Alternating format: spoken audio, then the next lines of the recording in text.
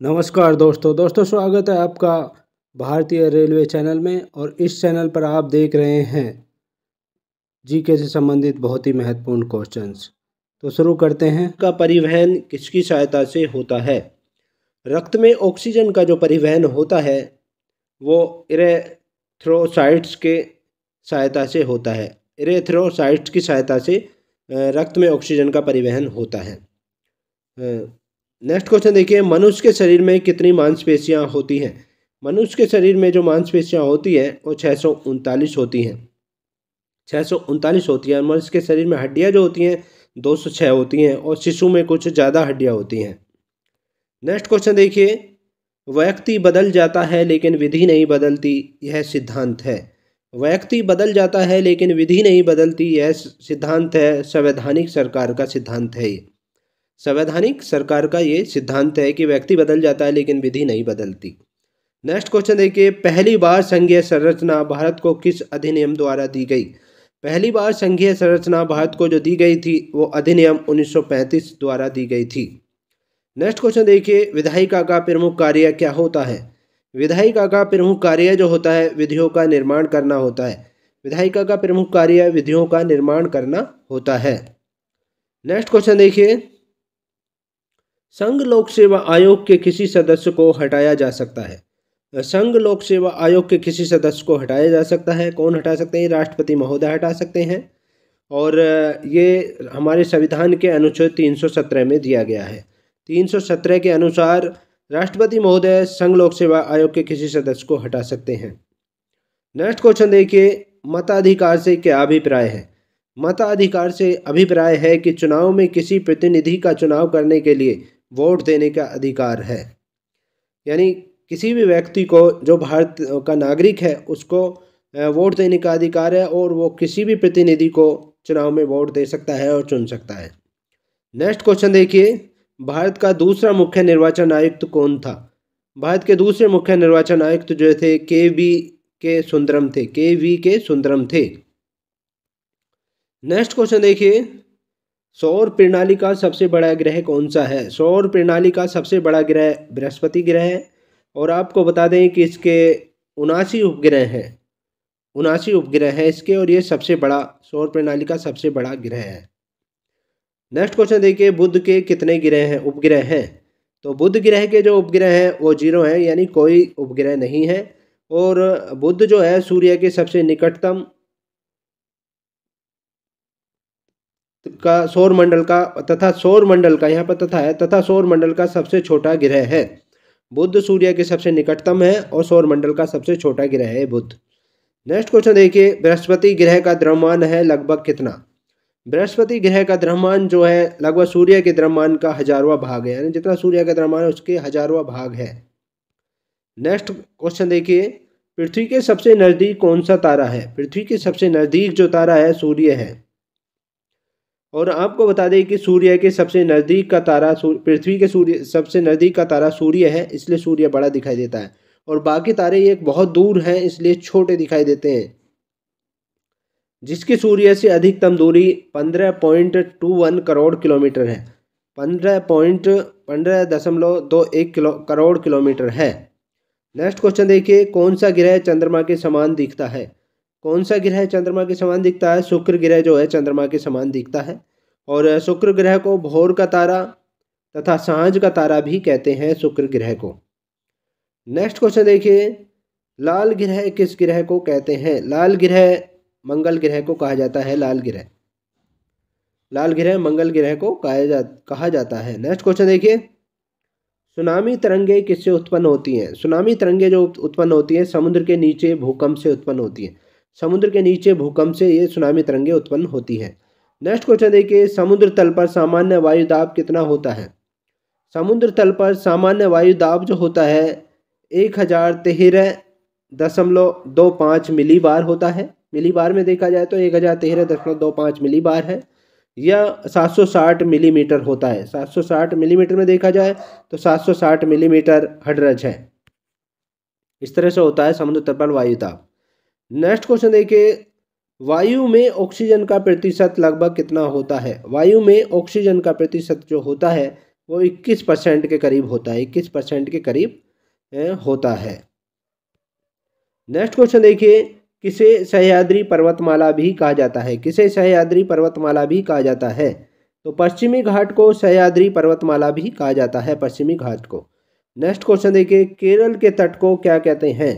केरल के तट को जो कहते हैं मालाबार तट कहते हैं, मालाबार तट केरल के तट को कहते हैं। नेक्स्ट क्वेश्चन देखिए, गरीबी रेखा की अवधारणा की समीक्षा के लिए कौन सी समिति गठित की गई थी?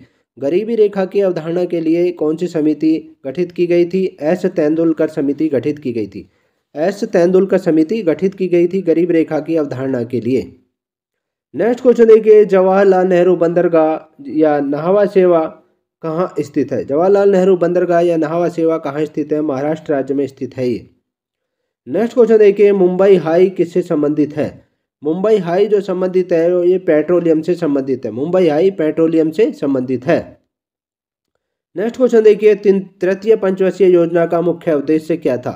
तृतीय पंचवर्षीय योजना का मुख्य उद्देश्य था कृषि कार्य करना था। तृतीय पंचवर्षीय योजना का मुख्य उद्देश्य कृषि कार्य करना था। नेक्स्ट क्वेश्चन देखिए, हरित उर्वरक किसके अपघटन से प्राप्त किया जाता है? हरित उर्वरक जो प्राप्त किया जाता है ये किसके अपघटन से प्राप्त किया जाता है? हरे फलदार जो पौधे होते हैं उनके अपघटन से प्राप्त किया जाता है। हरित उर्वरक हरे फलदार पौधे जो होते हैं उनके अपघटन से प्राप्त किया जाता है। नेक्स्ट क्वेश्चन देखिए, बायोडीजल किससे उत्पादित किया जाता है? बायोडीजल जो उत्पादित किया जाता है जैट्रोपा पौधे से उत्पादित किया जाता है। और जैट्रोपा पौधा जो है यूफोरबिएसी कुल का होता है। यूफोरबिएसी कुल के जितने भी पौधे होते हैं जैसे जैट्रोपा पौधा है तो उनसे बायोडीजल उत्पादित किया जाता है। नेक्स्ट क्वेश्चन देखिए, मानव में अपशिष्ट पदार्थ है। मानव में जो अपशिष्ट यानी बेकार पदार्थ है वो यूरिया होता है। यूरिया होता है, मानव में अपशिष्ट पदार्थ यूरिया होता है। नेक्स्ट क्वेश्चन देखिए, पोलियो किसके कारण होता है? पोलियो जो होता है, पोलियो बहुत बुरी बीमारी है, ये किसके कारण होती है? विषाणु के कारण होती है। लेकिन वर्तमान में इस पे कंट्रोल कर लिया गया है और इसका टीका तैयार हो गया था, लेकिन अब इस पर कंट्रोल हासिल है। नेक्स्ट क्वेश्चन देखिए, पारद थर्मामीटर की कार्य करने का सिद्धांत क्या है? पारद थर्मामीटर जो होता है उसका कार्य करने का सिद्धांत क्या है? किसी पदार्थ को गर्म करने पर उसका विस्तार, इस तरह से ये कार्य करता है। पारद थर्मामीटर जो है यदि किसी पदार्थ को गर्म करें तो उसका विस्तार होता है, इस सिद्धांत पर ये कार्य करता है। नेक्स्ट क्वेश्चन देखिए, फोटोन की खोज किसने की? फोटोन की खोज जो की थी अल्बर्ट आइंस्टीन ने की थी। अल्बर्ट आइंस्टीन ने फोटोन की खोज की थी। नेक्स्ट क्वेश्चन देखिए, प्रकाश ऑक्सीकरण प्रक्रिया शुरू की जाती है। प्रकाश ऑक्सीकरण प्रक्रिया जो शुरू की जाती है प्रकाश द्वारा शुरू की जाती है। प्रकाश द्वारा ये ल्यूकेमिया जो कैंसर है वो रक्त का कैंसर है, ल्यूकेमिया, और इसे रक्त या अस्थि मज्जा का कैंसर रोग भी कहा जाता है। और इसकी मुख्य विशेषता यह है कि सामान्य रूप से श्वेत रक्त कोशिकाओं का असामान्य बहुजनन है। और नेक्स्ट क्वेश्चन देखिए, मलेरिया और कालाजार किससे होता है? मलेरिया और कालाजार जो होता है परजीवी गण या प्रोटोजोआ से होता है। मलेरिया और कालाजार जो होते हैं परजीवी गण प्रोटोजोआ से होते हैं। नेक्स्ट क्वेश्चन देखिए, अल्जाइमर रोग से मानव शरीर का कौन सा अंग प्रभावित होता है? अल्जाइमर रोग से मानव शरीर का जो अंग प्रभावित होता है वो मस्तिष्क होता है। नेक्स्ट क्वेश्चन देखिए, पीला ज्वर येलो फीवर किसके द्वारा फैलता है? पीला ज्वर या येलो फीवर जो फैलता है वो एडीज मच्छर के द्वारा फैलता है। और आपको बता दें कि पीला ज्वर एक विषाणु जनित रोग है जिसका वाहक एडीज मच्छर है और अत्यधिक ज्वर और पीला होना इसके सामान्य लक्षण हैं। नेक्स्ट क्वेश्चन देखिए, किस रोग के लिए एडवर्ड जेनर ने टीके की खोज की? किस रोग के लिए एडवर्ड जेनर ने टीके की खोज की? वो चेचक के लिए या स्मॉल पॉक्स कहते हैं इंग्लिश में, उसके लिए एडवर्ड जेनर ने टीके की खोज की थी और ये 1796 ईस्वी में की थी। 1796 ईस्वी में की थी। नेक्स्ट क्वेश्चन देखिए, इटाई बीमारी के लिए कौन सी धातु उत्तरदायी है? इटाई बीमारी के लिए जो धातु उत्तरदायी है वो कैडमियम उत्तरदायी है।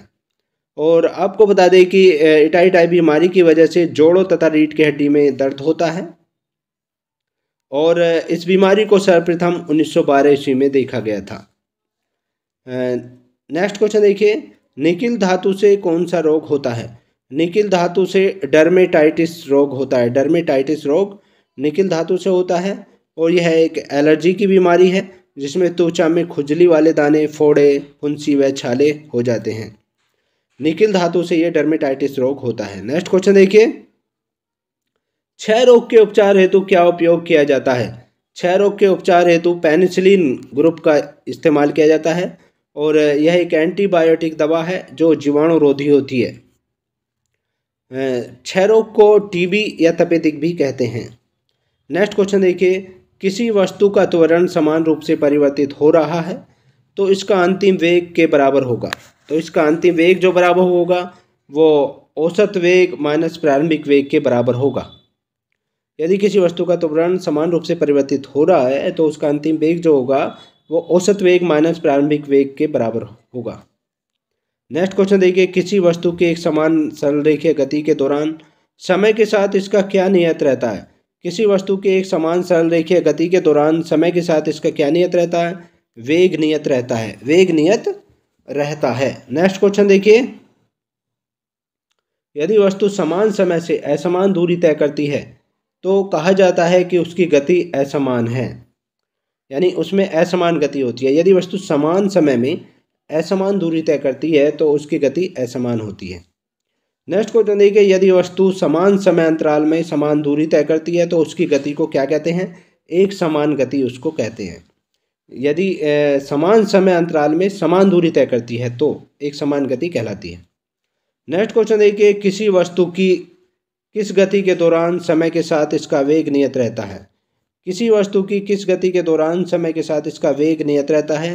एक समान गति के दौरान समय के साथ इसका वेग नियत रहता है। नेक्स्ट क्वेश्चन देखिए, नियत चाल से गति करने वाली वस्तु के लिए दूरी समय ग्राफ कैसा होता है?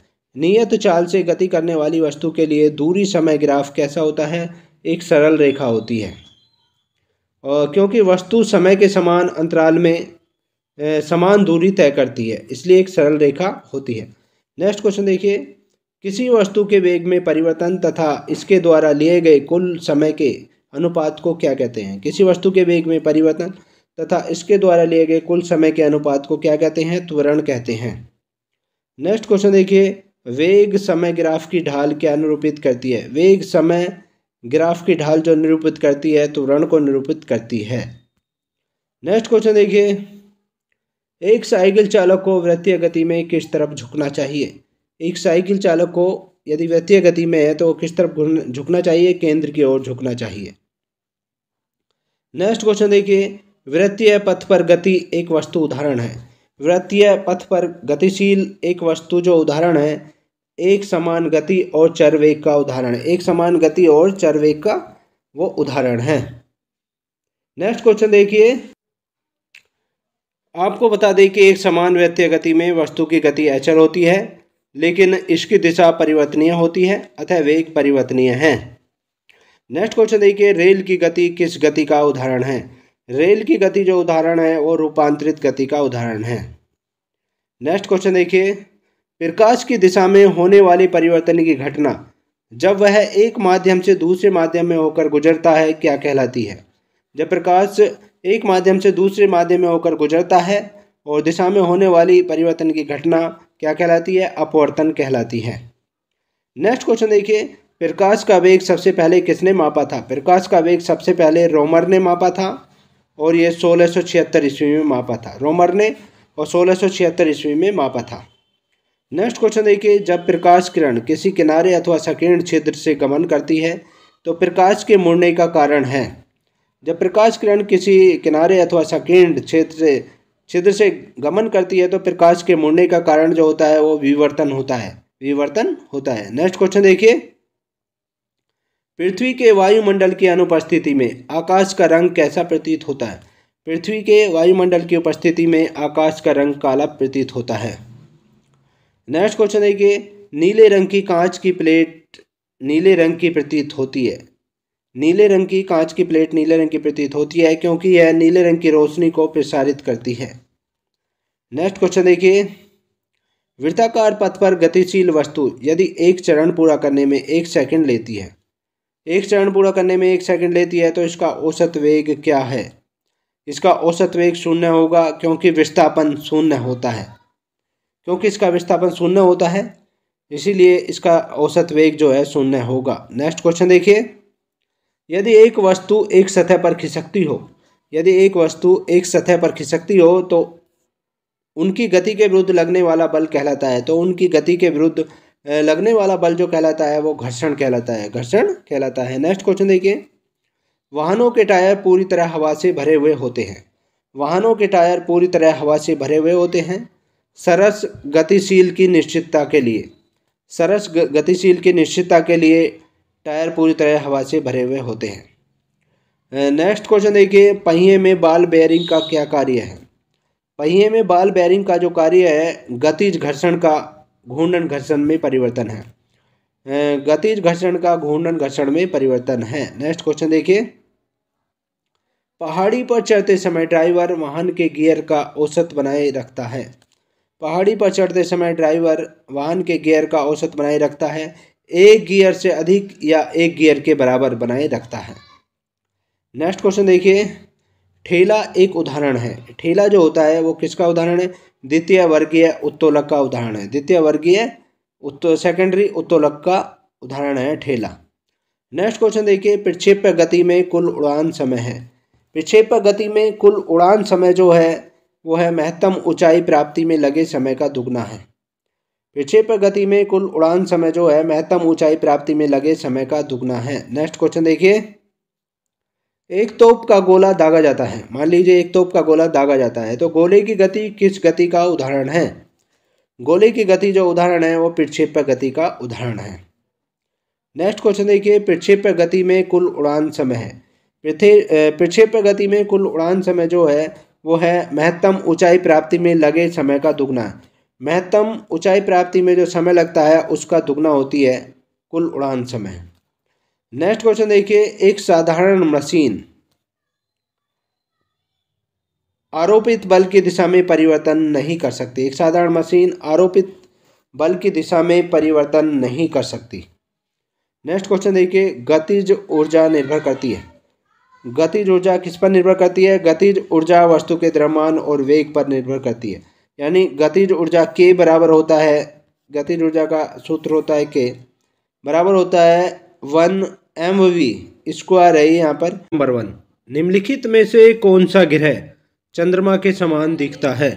निम्नलिखित में से कौन सा ग्रह चंद्रमा के समान दिखता है? ऑप्शन ए शुक्र ग्रह, ऑप्शन बी प्लूटो ग्रह, ऑप्शन सी बृहस्पति ग्रह, ऑप्शन डी मंगल ग्रह। तो इसका करेक्ट आंसर है शुक्र ग्रह, ऑप्शन ए शुक्र ग्रह, शुक्र ग्रह चंद्रमा के समान दिखाई देता है। और डिटेल देख लेते हैं इसके बारे में। चंद्रमा के समान ही शुक्र ग्रह भी चमकीला दिखाई देता है और इसे भोर का तारा या सांझ का तारा भी इसे कहा जाता है। नेक्स्ट क्वेश्चन देखिए, पल्सर क्या होते हैं? पल्सर क्या होते हैं? ऑप्शन ए पृथ्वी की ओर जा रहे तारे, ऑप्शन बी पृथ्वी से दूर जा रहे तारे, ऑप्शन सी तेजी से घूमने वाले तारे, ऑप्शन डी उच्च तापमान वाले तारे। तो इसका करेक्ट आंसर है तेजी से घूमने वाले तारे, ऑप्शन सी तेजी से घूमने वाले तारे होते हैं पल्सर।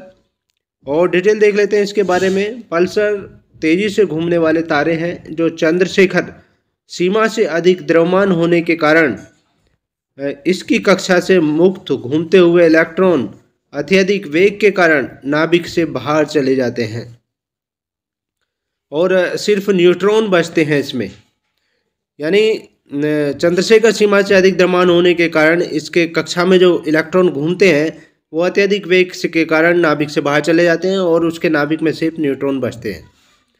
इस अवस्था को पल्सर या न्यूट्रॉन तारा कहते हैं। पल्सर को न्यूट्रॉन तारा भी कहा जाता है। नेक्स्ट क्वेश्चन देखिए,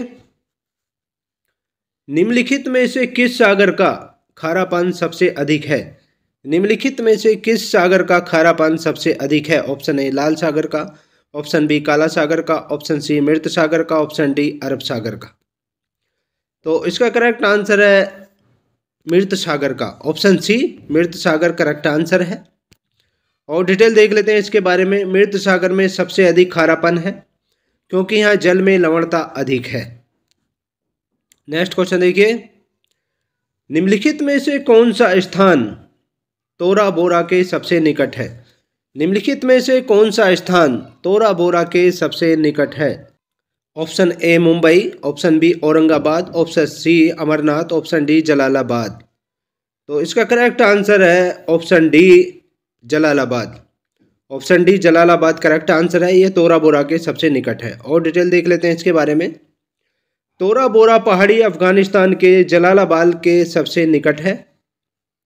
और पहली बात तो ये तोरा बोरा पहाड़ी अफगानिस्तान में है और जलालाबाद के सबसे निकट है। और अफगानिस्तान में इसे सफ़ेद पहाड़ी के नाम से भी जाना जाता है। सफ़ेद पहाड़ी के नाम से भी इसे जाना जाता है। दूसरा क्वेश्चन ये भी निकल कर आ रहा है। और यह पाकिस्तान के उत्तर में स्थित है तथा खैबर दर्रे से जुड़ा है। खैबर दर्रे से जुड़ा है। अफगानिस्तान की प्रमुख गुफाएं यहीं पर स्थित है। अफगानिस्तान की जो प्रमुख गुफाएं हैं वो यहीं पर स्थित है। नेक्स्ट क्वेश्चन देखिए, निम्नलिखित में से कौन सा आग्नेय शैल नहीं है? निम्नलिखित में से कौन सा आग्नेय शैल नहीं है? Option A dolomite, option B granite, option C basalt, option D gabbro. तो इसका करेक्ट आंसर है ऑप्शन ए डोलोमाइट।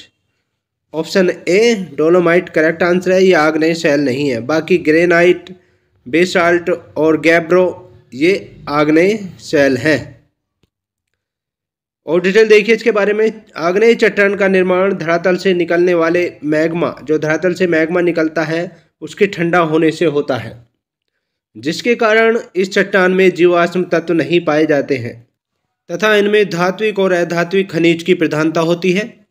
और आपको बता दें कि आग्नेय चट्टानों में ग्रेनाइट, गैब्रो और बेसाल्ट आदि आती हैं। नेक्स्ट क्वेश्चन देखिए, विश्व में सबसे विशाल मरुभूमि कौन सी है? विश्व में सबसे विशाल मरुभूमि कौन सी है? ऑप्शन ए सहारा मरुभूमि, ऑप्शन बी थार मरुभूमि, ऑप्शन सी गोबी मरुभूमि, ऑप्शन डी ग्रेट सैंडी मरुभूमि। तो इसका करेक्ट आंसर है सहारा मरुभूमि। ए पार्ट करेक्ट आंसर है। सहारा मरुभूमि सबसे विशाल मरुभूमि है। और डिटेल देख लेते हैं इसके बारे में। सहारा मरुस्थल उत्तरी अफ्रीका में स्थित है, जो विश्व का सबसे बड़ा मरुस्थल है। उत्तरी अफ्रीका में स्थित है सहारा मरुस्थल। और ये सहारा मरुस्थल विश्व का सबसे बड़ा मरुस्थल है। और आपको बता दें कि दक्षिण अफ्रीका में कालाहारी मरुस्थल पाया जाता है, जो सहारा से छोटा मरुस्थल है।